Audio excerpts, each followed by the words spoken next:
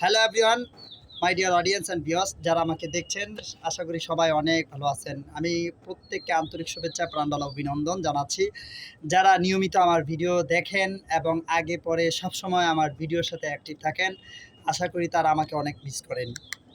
ভালো লাগা, ভালোবাসা এই সব কিছুই হয় মানুষের স্বভাব, চরিত্র, ভঙ্গিমা থেকে। সো গাইস, আমি বলবো যে আমার ফেসবুকে আমি নিয়মিত আগে ভিডিও নিয়ে আসতাম, কিন্তু এখন কিন্তু আগের মতো ভিডিও নিয়ে আসি না। তার পিছনের কারণ হচ্ছে এটা যে আমার ভিডিওর উদ্দেশ্য থাকতো এটা, সমাজে যত অন্যায়, অত্যাচার, দুরাচার, দুঃশাসন, ব্যভিচার, নির্যাতন, গুম, খুন, হ্যাঁ? সমাজে যত রকমের মাদক, সমাজে যত ধরনের অপরাধ আছে, প্রত্যেকটা অপরাধের আ বিরুদ্ধে আমি কিন্তু একটা সংগ্রামী ভিডিও নিয়ে আসতাম। প্রতিটা ভিডিওর মধ্যে আপনারা কিন্তু দেখেছেন আমি মানবিক ভিডিও নিয়ে আপনাদের মাঝে আসি। সো গাইস, যেটা বলতে চাচ্ছিলাম যে আমি আগের মতো ভিডিও নিয়ে আসি না এইজন্য, কারণ মানুষ বদলায়, মানুষ বদলানো জীব। মানুষ নিজেকে বদলিয়ে ফেলতে পারে যেকোনো মুহূর্তে, যেকোনোভাবে। মানুষ যেকোনো সময় যেকোনো রঙে নিজেকে রাঙিয়ে তুলতে পারে। তার মাঝে আমি নিজেকে একটু ভিন্নভাবে রাঙিয়ে তুলে নিয়ে আসছি। তো সো গাইস, যেটা বলতে চাচ্ছিলাম সেটা হচ্ছে কি, যারা বলেন যে রনি ভাই আপনি এখন কেন আগের মতো ভিডিও করেন না, আর যারা বলেন যে রনি ভাই ভিডিও নিয়ে আসেন, তা আমি তাদেরকে বলবো যে আসলে আপনাদের উৎসাহ আমি আগের মতো পাই না। আর তাছাড়া আহ, আমার ভিডিওর মূল এবং বিশেষ কিছু চ্যাপ্টার থাকতো, তার মধ্যে ধর্ম, অর্থাৎ আমি একজন মুসলিম, ইসলাম আমার ধর্ম। এই ইসলাম ধর্মের, আমি মুসলিম হয়ে আমাদের ধর্মের যে বিষয়গুলা নিয়ে আপনাদের মাঝে কোরআন থেকে, হাদিস থেকে তুলে ধরতাম, সেগুলার কোরআন থেকে সহি আয়াত এবং তার সঠিক অর্থ বলা সত্ত্বেও তার বিপক্ষবাদী লোকও দেখতাম আমাকে বিভিন্ন রকমের কমেন্ট করতো।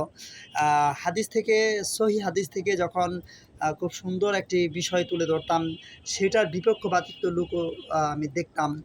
তো গায়েস, আমি একটা জিনিস চিন্তা করে দেখলাম, সেটা হচ্ছে কি যে আমাদের এই ইসলাম ধর্মের এত ধর্মগুরু, আর আমাদের এই ইসলাম ধর্মের এতগুলা খণ্ড খণ্ড ভাগ, আমাদের এই ইসলাম ধর্মের এত বিষয় মানুষের কাছে প্রশ্নবিদ্ধ, যেগুলা ভিন্ন ভিন্নভাবে তুলে ধরলেও, মানুষ সঠিকটা তুলে ধরলেও এটার বিপক্ষ লোক আবার অটোমেটিক্যালি চলে আসে। যেমন জাস্ট ফর এক্সাম্পল নাও, একটা উদাহরণ দিচ্ছি আপনাদেরকে যে আমি যদি এখন ইসলামের কোনো একটা হাদিস, কোরআনের কোনো একটা আয়াত নিয়ে সেটাকে ব্যাখ্যা, চুলচেরা সুখ্যাতি সূক্ষ্ম বিশ্লেষণ দিয়ে আপনাদের সাথে কথা বলি, সেটার কিন্তু বিপরীত লুক চলে আসবে। সঠিক বেঠিক সে তদন্ত করবে, ইনভেস্টিগেশন করবে, যাচাই বাছাই করবে, সেটা তার কাছে অনেক পরে। আগে আমাকে একটা খোঁচা দিবে, সেটাই তার কাম। এরকম অমানুষও কিন্তু রয়েছে। গাইস, আমি যেটা বলতে চাচ্ছি সেটা হচ্ছে কি, সবার উপরে মানুষত্ব তাহার উপরেই নয়, সবার উপরে মানুষত্ব তাহার উপরে নয়, সবার উপরে মানুষত্ব তাহার উপরে নয়। এটাই সত্য। বিশ্বজোড়া পাঠশালা মোর, সবার আমি ছাত্র, নিত্য নতুন কত কিছুই শিখছি দিবারাত্র।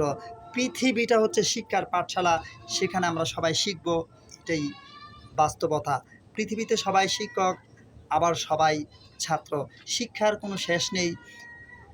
যার কারণে আমি আপনাদেরকে বলবো যে আমাদের এই ধর্মের বিষয় শুধু আমি নয়, কোনো একটা সাইকুল হাদিস, কোনো একটি মুফাসসিলে কোরআন, কোনো একজন মুফতি, কোনো একজন আল্লামা, কোনো একজন শায়েক, কোনো একজন মাওলানা, কোনো একজন হাফেজে কোরআন, কোনো একজন তলেবুল ইলমের ছাত্র, যদিও কোনো বিষয় নিয়ে আপনাদের মাঝে আসে, সেটা যদি সঠিক সহি হয়, তবুও দেখবেন এটার একটা বিপক্ষ দাঁড়িয়ে যায়। ঠিক যেমনিভাবে ওই যে শিয়া, তারপরে সুন্নি, ওহাবি, খারেজি, এই যে বিষয়গুলা যে আমাদের ধর্মের মারপ্যাচ আছে, তো আমি যখন ইসলামের বিষয়গুলো নিয়ে সুন্দরভাবে ভিডিও নিয়ে আসতাম, তখন দেখা যাচ্ছে এই বিষয়টাকে ওহাবিরা কিছু ভাগ করে নিত, সুন্নিরা কিছু ভাগ করে নিত।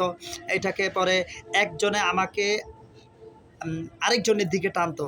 তো আমি চিন্তা করলাম যে আজকে থেকে ধর্মের কোনো বিষয় নিয়ে আমি ভিডিও বানাবো না, আর ধর্মের কোনো বিষয় কাউকে জ্ঞান দেব না।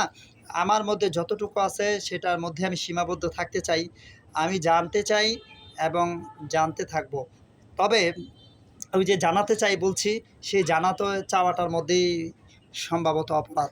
কারণ আমি যখন আপনাদেরকে সুন্দর, সুন্দর ভিডিও নিয়ে আসতাম তখন সেটার পক্ষ এবং বিপক্ষ লোক কিন্তু এসে আমাকে বিভিন্ন রকমের কমেন্ট করতো। যেই কিছু, কিছু কমেন্ট আছে যেটা আমাকে অনুপ্রেরণা জাগাতো, ইন্সপায়ার করতো। আবার কিছু, কিছু আ কমেন্ট আছে যেগুলো আমাকে অনেক কষ্ট দিত। যে আমার বয়ানটা, আমার মুখের কথাটা, আমার আলোচনাটা আ মনে হয় তার মতো করে হয় নাই। যার কারণে আমাকে একেকজনে একেক রকম আ ভালো-মন্দ, মন্দ-ভালো সব রকমের এম মন্তব্যই করতো। তো আমি চিন্তা করলাম যে আমার এত দরকার নাই। নিজের খায়া পরের দোষ দেওয়ার দরকার নাই। যে যার মতো আছে সে তার মতোই চলতে থাকুক। নিজে যেমনি আছি তেমনি চলতে থাকি। আমার ধর্মের এত মারপ্যাঁচের মধ্যে যাওয়া দরকার নাইকা। কোনটা ফরজ, কোনটা ওয়াজিব, কোনটা মুস্তাহাব, কোনটা নফল, হ্যাঁ? তারপর কোনটা সুন্নত, এগুলার মধ্যে আমার যাওয়া দরকার নাইকা। আমি আমার যদ্দূর জানি এদ্দূরের মধ্যে আমি সীমাবদ্ধ রাখি নিজেকে। তাহলে আমি মনে হয় সবার মাঝে থাকতে পারবো। সো গাইস, আমি বলব যে আগে পরে আমি ধর্মের যে বিষয় নিয়ে আমি ভিন্নভাবে আপনাদের মাঝে আসলাম, সবগুলা বিষয়ে আমি আপনাদের কাছে ক্ষমা চাচ্ছি। আমি ইসলামের কোনো দলের সাথে অন্তর্ভুক্ত নয়। আমি আপনাদেরকে আবার বলছি, দল বলতে কোন দল বুঝাচ্ছি? ওই যে চরমোনাই, ভান্ডারিয়া, সুরসুরিয়া, চন্দ্রপাড়া, আটরশি, জাকের পার্টি, হ্যাঁ? রেজবি, তারপরে জৈনপুরী, উজানি, হুম? আ এ কোন বা হিজবুত তাওহীদ, হ্যাঁ? বা ইত্যাদি, ইত্যাদি ধর্মের কোনো, অর্থাৎ ইসলাম ধর্মের, মুসলিম ধর্মের যে দলগুলা আছে কোনো দলের সাথে আমি নাই, নাই, নাই, নাই, নাই। আমি এইগুলো আমার জীবন থেকে কুল্লু খালাস করে দিয়েছি। আমি শুধু জানি আমার ধর্ম হচ্ছে সত্য কথা বলবো, মিথ্যের আশ্রয় নিব না, অন্যকে কখনো ঠকাবো না, নিজেকে ঠকিয়ে অন্যকে জিতানোর চেষ্টা করব। এটা হচ্ছে আমার ধর্ম। সূর্য যেমন তার ধর্ম পালন করে আলো দিয়ে, ঘরের ফ্যান যেমন ধর্ম পালন করে আপনাকে বাতাস দিয়ে, বাতাস যেমন আম প্রকৃতিকে এক ধরনের নির্যাস অক্সিজেন দিয়ে তার ধর্ম পালন করে, ঠিক তেমনিভাবে যেমনিভাবে পানি পিপাসা তৃষ্ণার্ত মানুষের পিপাসা মিটিয়ে তার ধর্ম পালন করে, ঠিক তেমনিভাবে আমার ধর্ম হচ্ছে সৎ পথে চলা, মিথ্যে কথা না বলা, অন্যের ক্ষতি না করা, হালাল উপার্জন করে সংসারকে খাওয়ানো, নিজে খাওয়া, ইত্যাদি, ইত্যাদি বাস্তব জীবনে নিজের বিভিন্ন জায়গায় প্রয়োগ করা, হারামের ধার না দ্বারা। তারপরে চুকুরখুলি, গীবত, চুস্তামি এগুলা না করা। আমি মনে করি এটাই হচ্ছে আমার ধর্ম। আমি মনে করি আমার ধর্ম হচ্ছে এইটা, আমার ধর্ম হচ্ছে এটা। আমি অনাচার, অত্যাচার, ব্যভিচার, জুলুম, নির্যাতন এগুলার পাশে যাব না।